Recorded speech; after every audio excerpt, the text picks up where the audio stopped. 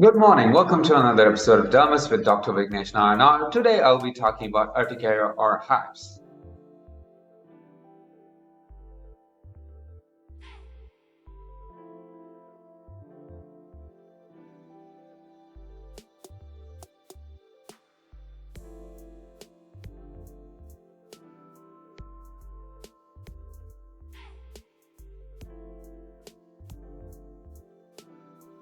Hives or urticaria is characterized by these transient, itchy, raised, reddish lesions that typically last less than 24 hours and leave behind no sequelae.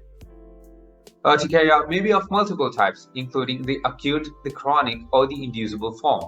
The acute one usually has an identifiable trigger agent, including certain food items, certain infections, and insect bites and stings.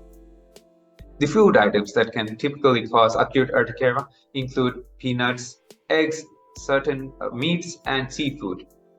Chronic urticaria, on the other hand, may not have an identifiable trigger and may be associated with certain autoimmune conditions such as autoimmune thyroid disease, and your dermatologist may investigate you to rule out the same.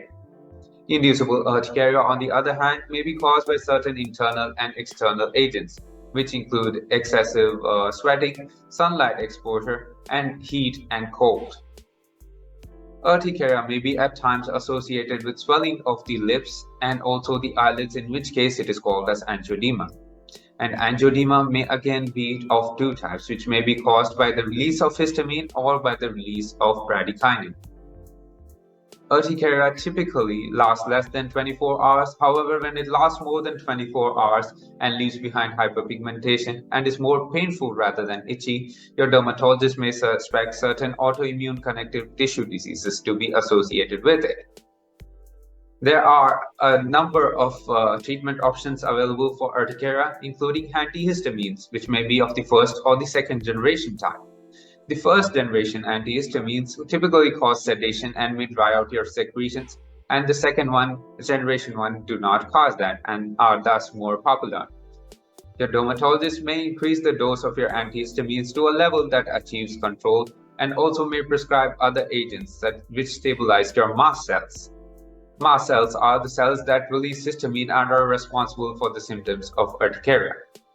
In addition, your dermatologist possesses a number of other drugs in their armamentarium that may be effective, including cyclosporin, dapsone, and even certain biological agents such as omalizumab that can induce long-term remission.